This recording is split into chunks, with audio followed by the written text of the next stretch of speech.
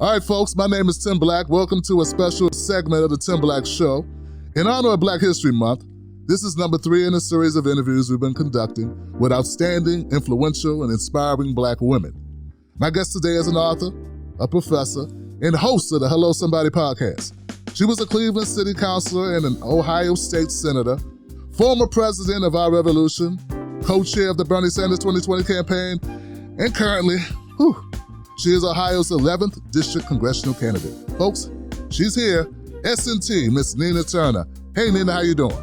Oh, Black, I'm just fine. Glad to join you, per usual. Good to be here. Well, look, I want to first of all say thank you for taking time out. I know you got a lot going on. Jennifer said, hey, this lady's running and she's got a million things. So I want to thank you for taking time out.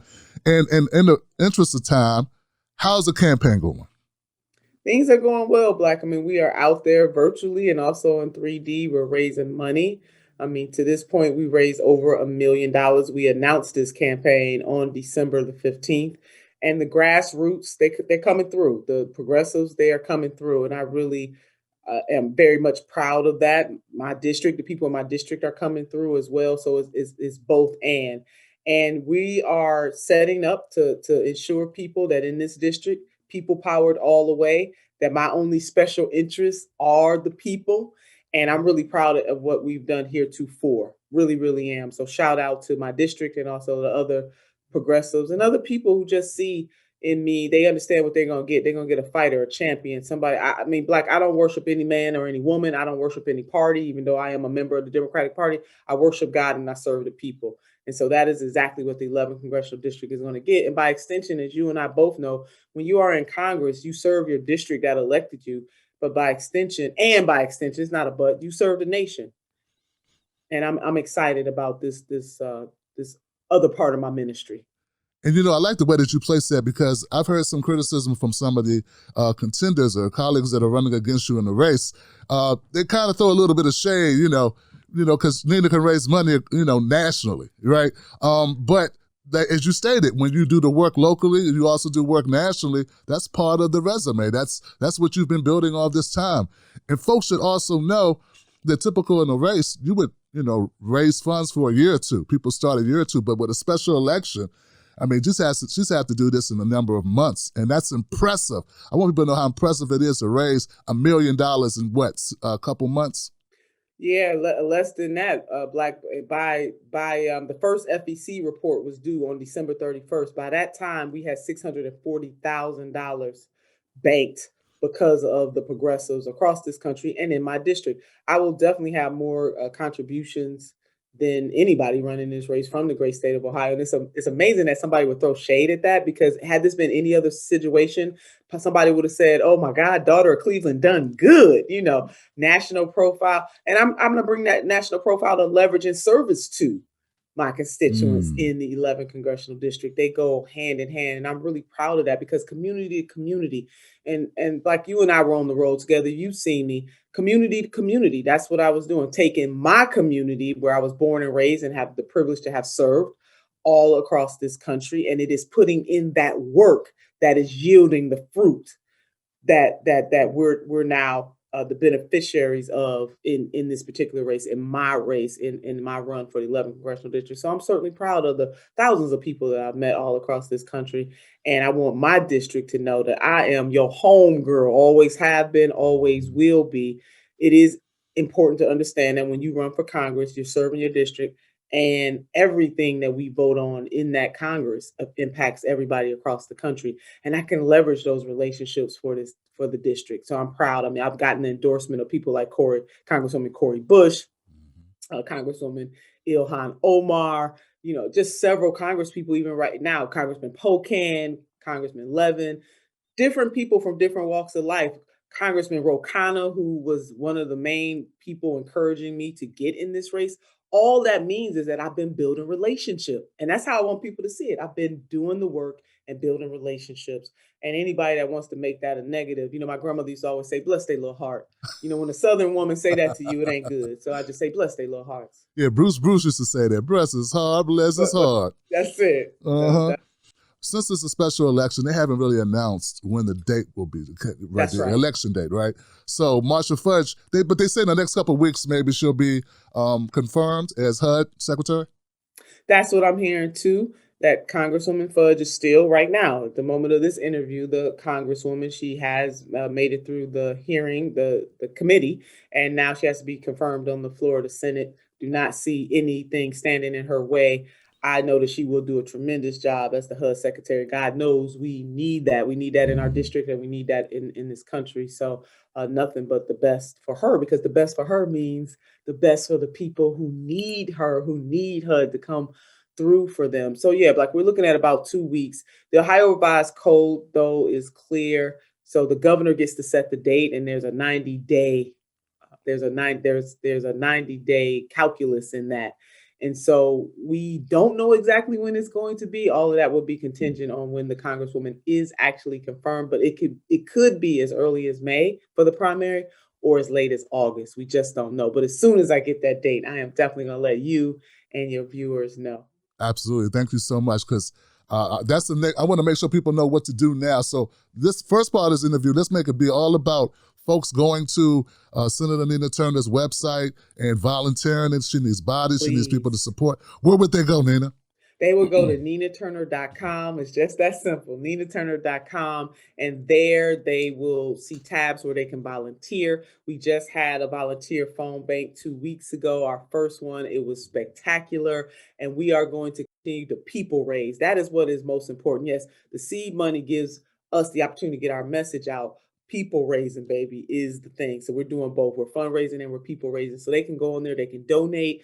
No donation is too small. Please, if you can spare $2, $3, we will take it. Our average donation is $26 right now. And just, I am very proud of that. That means that those investors into this campaign can keep donating over and over and over again.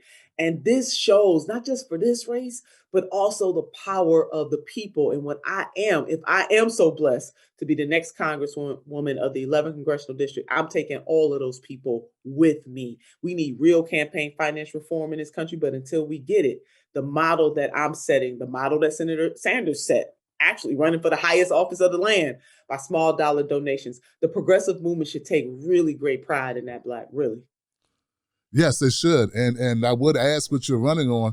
But as I thought about it, trying to craft questions for you, Nina, I guess the problems in Ohio, the issues in Ohio are the same issues that you saw in South Carolina, that you saw in Iowa. Like, it doesn't change. But for the viewers, like, what, if people from Ohio are watching, what are some of the things that you want to champion for Ohioans? Healthcare is something that comes up over and over and over again. People are suffering. We know that they were suffering before the pandemic, but certainly now, only somebody that just doesn't want no truth will say that they don't see the need to stop commodifying healthcare in the United States of America. And let's come on up with our other industrialized nations, sisters and brothers, and have a Medicare for all system.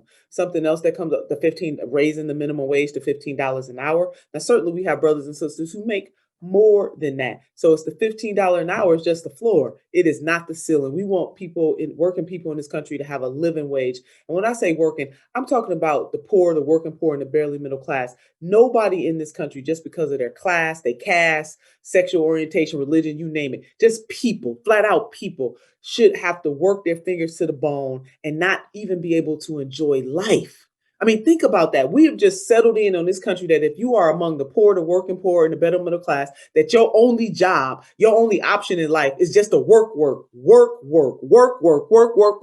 and never even dare to dream that you could take a vacation or buy a new car or certified used car every now and then. Be able to send your kids to college without them holding the debt for the next 50 years and you helping to hold some of that debt.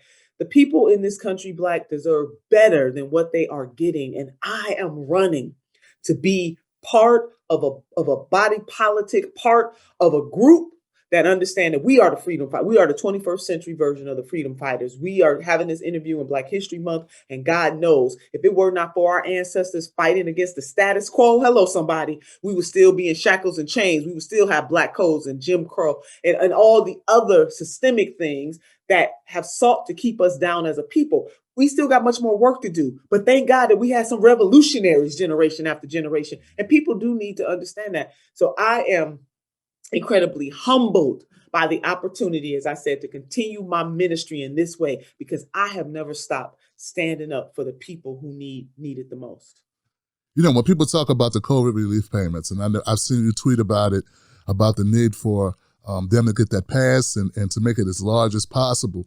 Yes. What are your thoughts about the you know, people saying there was a bait and switch on the amount? I know that Warnock and Ossoff ran, they had commercials that said $2,000. If you get us elected, you get $2,000. And that really resonated with people because people have been hurting. And also Joe Biden said it as well. And now we know that the number is saying, well, $600 that Trump gave us plus the $1,400 we're going to give you makes $2,000. And that seems a little disingenuous. And that's kind of, I say it's kind of bad form as we go into a new administration, which I was already kind of wary of. What's your take on that whole $2,000, $1,400 thing? Yeah, I agree with you, Black. They need to rethink that. So it ain't too late to do that. You need to rethink that. Just go and give the people the whole $2,000 because we late anyway. $600 last March. We almost at March again.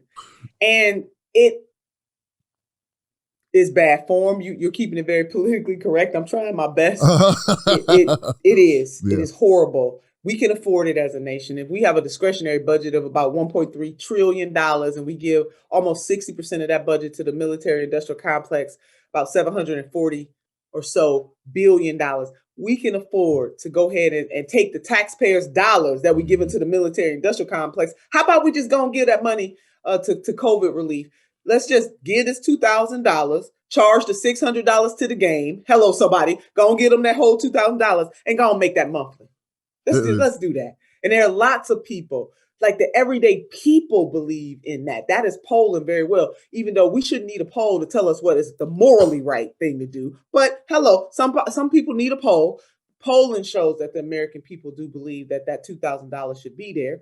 Also, the $2,000 a month polls very high as well. Whether it did or it didn't, the bottom line is that people are suffering through no fault of their own. Millions of people have lost their jobs. Millions of people have lost their health care because it was tied to a job. It just stands to reason that if Japan can do it, if Canada can do it, if other of our industrialized sisters and brothers can do it, how are we going to let them beat us out like that? This is going to let that competitive streak force you to do the right thing. How are we going to let other nations do more for their people than we're willing to do for our people? And we have much more wealth here in the United States of America. So that's what I want to see. Like, those are the kinds of things that I am going to be agitating and advocating for. Understand, I said agitating and advocating for, because the needs are just that great. Yeah, you know, and that's the thing, you know, people right now, I know you've seen it online, people are upset, and they have a right to be upset. I never said that people don't have a right. I mean, I get it, man. People are frustrated. As you know, the supporters, a lot of Bernie Sanders supporters, they are writhing in pain for everything that they've seen happen from them. They're still pissed off about 2016, actually, you know, and then compound that with what happened when everybody coalesced around Joe Biden. And now we got Biden, and every time we turn around, there's another issue. And then a lot of people are just tired of Nancy Pelosi. So I get all of that. But my thing is this, I don't want them to put undue pressure, but I've heard on Congressional, new people in Congress, but I've heard you say, hey, I work for the people. So pressuring me is cool. So I'm a little confused, man. Where do you come up on that? How much pressure is too much pressure? You told me, Tim Black, hey, hard on issues, soft on people. Am I too soft on people, or am I getting this wrong? No, you're not. The frustration is real, it's palpable, and it's for the right reasons. People really are suffering it. Millions of evictions. Millions of people have lost their jobs. Millions of people without health care. Millions of people who don't know what tomorrow is going to look like. Millions of people who don't know where their next meal is going to come from. Millions of people living outside, sleeping on the street at night, even before COVID. So at some point, something has to give. And since we do have a two-party system, one of these parties need to go on and stand up and not equivocate on and be very clear about whose side they are on. That is not too much for the people of this country to ask. And since I very much wanted to be the Democratic Party, I do. So the pressure does need to come. We need an inside strategy and an outside strategy. I guess the thing that kind of gets to me, and we can definitely disagree. See, this ain't about when people are elected to office, you do serve the people. So you got to take the bitter with the sweet. And that doesn't mean that sometimes the things that are lobbed at you, what people accuse you of, is not fair. Sometimes it is. Sometimes this stuff is unfair. I got it. But it comes with the territory. And what I am saying is that the proximity, hold on, Black, I got to get the proximity to pain is important. It is. And so when you have people who believe that $600 is enough, or it's okay to add the 600 plus the 14, no, that means that you are not purely understanding from like a lived experience space that every dollar, every $5, every $10, every $100, it matters to whether or not somebody's gonna have food on their table. It matters whether or not somebody's gonna be evicted. It matters about whether or not they're gonna be able to pay their car notes so that they can go to work or even get that bus pass that they may need. So we can't have a cavalier attitude. So I do get, because people's material conditions need to change. And when they don't change, it makes people like me who are running to continue to be a champion.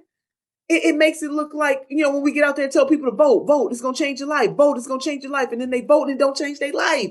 What am I supposed to do with that, Black? At some point, I got to tell them that what they're doing, even though I don't necessarily agree with it, is a logical, rational decision.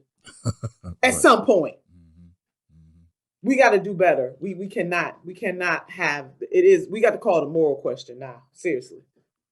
Well, I agree. At some point, what is working? It's not working when you do the vote. It's not happening, and people have excuses. I get that, but I just can't see hanging all the responsibility on the shoulders of Cori Bush, who she hadn't even unpacked yet. That's true. She hadn't even moved in yet. And they're like, well, you need to go against Pelosi and vote her down. Don't vote for her. Well, who's running against her? No one. Well, vote against her anyway. I'm like, that's a lot to ask. And then they were criticizing Jamal Bowman for the same thing. And I'm like, Jamal just got here. He just drove up from New York. So I felt they were being too, a little bit, I would say, I understand the frustration, but the people that they had in the crosshairs, to me, weren't the people, but they said these are the people that are closest to our ideology. These are the people that we actually trust, so that's the reason why we pressed them. So it was a back and forth. It was a circle. And I'm looking at it, I say, Nina Turner's going to be next, because everybody's going to have all their hopes on Nina Turner, that you can go to Washington and change the world by herself. And if she doesn't, then Nina Turner failed us and she's a sellout, and I'm going to have to hear that, forever. I can't do it by myself, and I've always said that cannot do but a team. When you talk about a Congresswoman Cori Bush or Bowman and others that are there, look, we the best hope you got. So that doesn't mean that you don't challenge people that you agree with ideologically, but Jesus, I mean, you're gonna throw people away just like that, and you're right, especially the ones who just got there. It's illogical. It doesn't make a whole lot of sense. But I get the frustration. But put that somewhere else. What the movement, this movement has to be more agile. We got to be more organized, and we have to target the folks that need to be targeted, and we got to act. And that means electorally, but also acting within our communities too. Everything doesn't have to happen from a legislative perspective. Now, the level of suffering that we have in the country, be clear. No, that needs to happen legislatively, but there's some other things. And so as we organize and we encourage people like a Bush to run, and then you're going to throw them under the bus and roll over them just because they're not hopping to the beat of your drum. Look, if the prerequisite, and I think like we've talked about this before, it bears repeating. If the prerequisite for a relationship is that you and I always agree, we're always in lockstep, or if the prerequisite is I do every damn thing you tell me to do, then we ain't got much of a relationship. Relationship is about give and take. And there's going to come a point in time where you are disappointed. Do you walk away? The problems still exist. Yeah, the problems don't change that way. I mean, nothing gets done if you walk away, if you just give up. No, nothing changes. No, it doesn't. And I want them to know right now, they are going to be mad at Sister Turner. So they might as well go and get that out their system right now. Just go on and know that on the front. And we will do the dance. Now, I will dance with dance partners I like and love, and I will do the dance with people who I don't care that much about. We will dance. but I only got one mama and one daddy. And I serve God, but I serve the people. So we're gonna do this dance. We don't always have to agree. You don't throw that at the progressives like that. Wait and see. You don't know what kind of conversations people have. Some of this stuff has to be strategy. Like I think a lot of it is that the progressive movement is so young and it's raw. And that's what I love about it. I mean, what's good about the progressive movement can also be the challenging part about the movement. I served in a caucus before. I know what this is like to be behind the scenes and people not know exactly what's going on. But if you really do trust people like me and others, and I'm not saying put all your hopes and dreams on any one person, but if you trust us as a group, if you trust our integrity, if you know that 9 times out of 10 we are with the people, or 99.9%, then you got to trust that something else might be percolating, even if you don't know exactly what, and give us the benefit of doubt. That doesn't mean that you don't stay out there pushing like hell and calling names and challenging people, but don't throw your folks under the bus. The best chance you got are the progressives that were elected. And even sometimes we can win over some of our sisters and brothers who may not be as progressive as we are. There's always a time and a place to decide whether or not somebody is a sellout. This ain't the time nor the place, especially for the members who just got there, and not just the ones that were just elected in 2020. We got some others that just got there in 2018. Mm-hmm. Jesus. Don't do that. You, as my grandmother said, you cut your nose to spite your face. So I just want them to know, Sister Turner going there and working with doesn't mean acquiescing to. I know who I serve, but that does not mean that I'm not going to have some disagreements even with this movement. So don't bring it here. Okay, you heard it on Tim Black's show. Don't try Sister Turner like that. Don't do it. Well, I appreciate you putting it out there, and that was very unequivocally. Like, there's no gray area there. You see exactly where Nina Turner's coming from, and I'm so glad you said it on my show, because I've been taking a lot of heat for having the same line of thought that you have on this, and you're right. You know, and they have a right to their opinion, but you and I are in agreement here. You got to have a little more mercy and patience, especially with the people who you know is on your side. Now, if it's folks you got to question and look at the side eye to determine whether they're on your side, then that may be another conversation. And even then, the goal should be to put the pressure on and try to win these people over. At some point, you're going to know whether or not you will know whose side that they're on, but the people who you know absolutely are on your side, and you're going to treat them like this. So like, I appreciate people like you coming out there saying, hold on, wait a minute now. Wait a minute. Because you don't know the conversations that are being had, and everything is not spoken out. People don't necessarily tell all of that. I've served in the caucus. I've had fierce disagreement with my caucus sisters and brothers, but that doesn't mean I go out and air everything out there like that, because you got to be strategic too. There's a strategy to this as well. And that's why we need the grassroots on the outside raising the hell that they raising. But don't throw your people away on the inside. I think they got so they're used to people like you, Nina. They don't see you like a politician. They see you as Nina, just telling the truth, speaking that truth to power. But there's different roles for different positions. And as a politician, you have to strategize. You have to work with people. You have to sometimes try to get some good in with the bad, or you contribute nothing. And that doesn't help anyone if you contribute nothing. And I think at the end of the day, Nina, it comes down to trust. And I think there's just some progressives just don't trust. And once again, I can't blame them for not trusting people. Me too. I'm with them. But all we can do is just to continue out there, in the Christian tradition, this little light of mine, I'm going to let it shine. I will not sing it because I cannot sing. But this little light of mine, I'm going to let it shine. And just hope and trust and believe that I get the benefit of the doubt more often than not. That's all we can ask. But you're absolutely right. I know why people mad as hell. I know why they're frustrated. I know why they don't trust. I know why at time to time they may think that their champions are letting them down. Right. I get it. What do you think about? And you have to have. You can have all those emotions, and you got to give the people who you know without a shadow of a doubt are on your side. You got to have some mercy and some patience. Absolutely. And don't judge everything on one action. Absolutely. Don't judge everything on one action. It's a body of work you're trying to look at. I get it, but I get it. You and I, you are absolutely right. I do understand why they mad as hell and can't take it no more. I really do. But I hope that same understanding that we're giving them, that they give us. Well, I feel like they are giving you the benefit based on the amount of money that you've been able to raise. Definitely. So I feel a lot better about that they obviously they know, they say, okay, we believe in Nina, we still support her, and they're doing so with their small dollar donations once again coming through. So I'm glad to hear that, because I hadn't really looked into it. The amount is wild. It's amazing. What do you think about the Trump impeachment? I tend to believe, like, look, we got other things to talk about. We got other issues and other hills to climb. I don't see the Republican senators going against Trump. Trump is still powerful in their minds. It's still powerful with a lot of supporters in their districts. I don't think they're going to go along with, in their states, I should say. I don't think they're going to go impeaching him. So why are they wasting time focusing on Trump? In fact, we tired of hearing this damn name. Look, I could live another 20 years and never hear the word Trump again. Okay, and the Democrats are keeping this going. What's your impression of this? What's your take on it? The magnitude of what Trump did, and I'm with you, Black. We're feeding the beast every time the world is centered around him. That just really feeds him. The magnitude of what he did has to be brought to bear back before the American people. That, and I mean, I just wish we had the same level of urgency that we have in the second impeachment of him for changing the material conditions of the everyday people in this country. Why can't we just do both of those things? I mean, I would be more satisfied in terms of the impeachment. And I saw that $2,000 a month and Medicare for all and canceling student debt, not trying to means test stuff and leave people out, because all definitely means all. We need everybody to have a stake in this. So it doesn't have to be either or, it can be and. But when people see that well, let me just leave it there, Black. I wish we were doing both at the same time. And I do hope that there comes a period of time where his name is being mentioned less and less. But you are right. I don't see, I mean, I would be totally surprised if the Republicans actually do it. I do not think he's going to be convicted.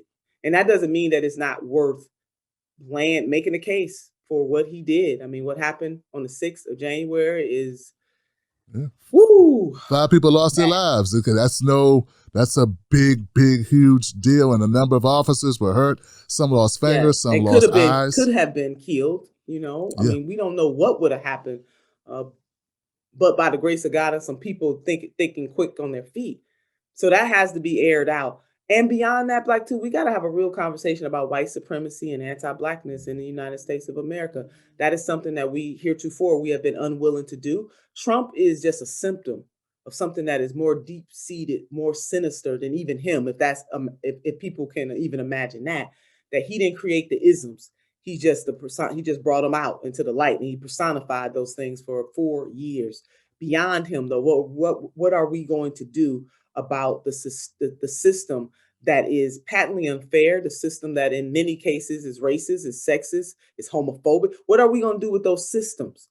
How long? I mean, Trump is Trump today. Who might it be tomorrow unless we correct this so that people start to believe again? We got to deal with that. Truth and reconciliation is what I would like to see, and some repair happening in the United States of America. And for us to admit, I just want us to go and admit it, that the problems, yes, he exacerbated those problems, but those problems were there before he got there, and they'll be there after he's gone unless we make a full-fledged commitment to doing something about them. Marjorie Taylor Greene. Are they making a new Trump out of this lady? They need a villain, man. The villain's a great fundraising mechanism. And yes. it's good for media. Media needs the clicks and the views. But I don't think she has the stuff of villainy like Trump did. But it looks like they're trying to blow her up. I looked this up. Ohio Republicans voted against removing her from her committee positions. Not a single Ohio Republican voted for that. What do you think about Marjorie? Went for President Trump twice. So there you go. And he actually increased his vote share in the state of Ohio. So far be it for me to say we got lots of work to do here. And to another point that you were making, 74 million people actually, give or take. I mean, I think about 74 million people actually voted for this man. Yes. So we got a lot of work to do in the United States of America. We are going to have to deal with that at some point. And every single one of those people are not flaming racist. I mean, there's something there. I mean, we know that Black people increased their vote for him. White women, I think it was 53% of white women still voted for 58% of white Trump. men. Our Hispanic sisters and brothers increased their vote share for him too. So we got to do some real soul searching in the United States of America. It's one thing if somebody's a flaming white supremacist. It's another thing to look to your left and look to your right and don't know who in that room and what we have to do to solve these kinds of problems. So I don't know. I think that Congresswoman, didn't she raise like $2 million in 24 hours? She raised that money. She's tapping into something. There you go. Some people support her. We got to deal with that. That ain't going away.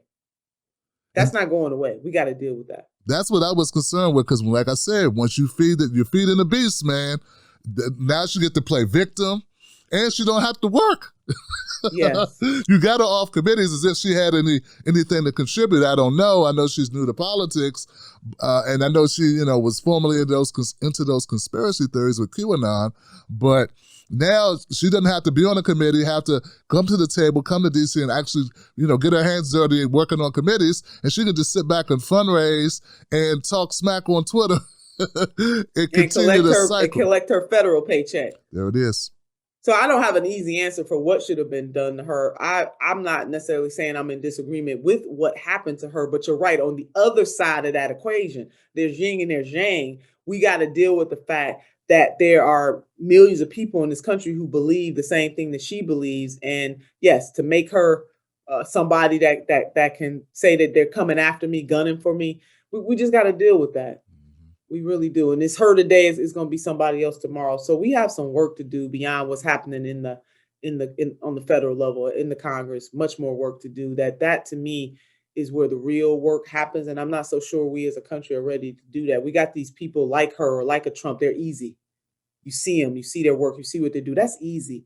It's what is happening covertly that's hard. That's the stuff that we got to deal with. And I don't think that necessarily we have the heart to deal with it yet. And until we do, we're going to keep getting these reiterations. We're going to be the lessons. We're going to have to keep going through a lesson until we learn it. We haven't learned it yet. We got to deal with the deep-seated stuff, not the superficial stuff. And not, please, I don't want anybody to get me wrong. I'm not saying what she has done or said is superficial by any stretch of imagination. I'm just saying beyond her, we got a lot of work to do. Mm. Yeah, she's an obvious, right? One, right. It's the ones that aren't so obvious and have a similar, dangerous ideology. It's tough. I don't know. We talked about COVID-19, Medicare for all. We talked about the campaign. I'm not going to hold you up unless, I don't know, are there some new endorsements, just to get back to your campaign and end on that note? Recent endorsements are out there. Also, I heard Bernie Sanders, he made a statement about Joe Biden, and people, I hear the criticism of Bernie all the time about he didn't go hard enough. Well, recently he basically told Joe Biden, so you mean to tell me with this means test, it's going to end up that Trump did more for people than you? Sure did. Brilliant. Yeah. That's it. Cannot, and we can't have that. Mm-hmm. Come on now. Come on. Yeah, it was. I got the bakers endorsement here in my state. I was so excited about that. They were my first union to endorse me. I have DFA, Democracy for America, my first grassroots progressive organization. Just so happy about them. Yvette Simpson, the president of that organization, is doing her daggone thing. You may see her on ABC from time to time, but she brings the smoke. She brings a voice there that is missing. Yvette Simpson, look her up. Like if you have not watched her, she was a councilwoman from Cincinnati.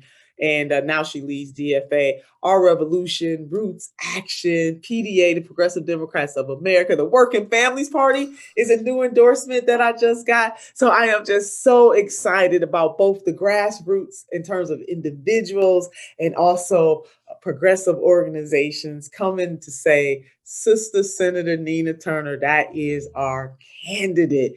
And it means so much to me to have people in the progressive movement in particular. And I hope to attract some people who may not necessarily consider themselves progressives on the issues. If they believe it and they know that I'm going to go there and do everything that I can, fight very hard for their interests. Everything in my power. Can't do it alone. We need coalition. We need groups to be able to do that. But I'm going to be there every step of the way. They will never have to question whose side that I am on. So I want to win people. I want to be a bridge. Yeah. Yeah. Well, it was either this or 2024, because I'm serious now. Everybody was talking. That's what we were looking at. So, but we'll take this. We'll take Congress. Yeah, that happen. Facebook page is still up too, Black Nina Turner 2024.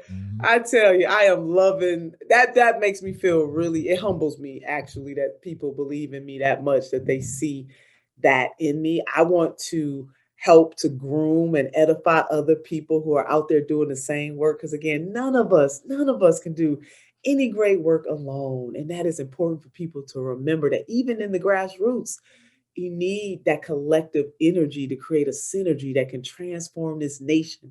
And even though it may look dim, the light may look dim, but it can be done as long as we stay committed to it, baby. It ain't gonna be easy, but it can and will be done.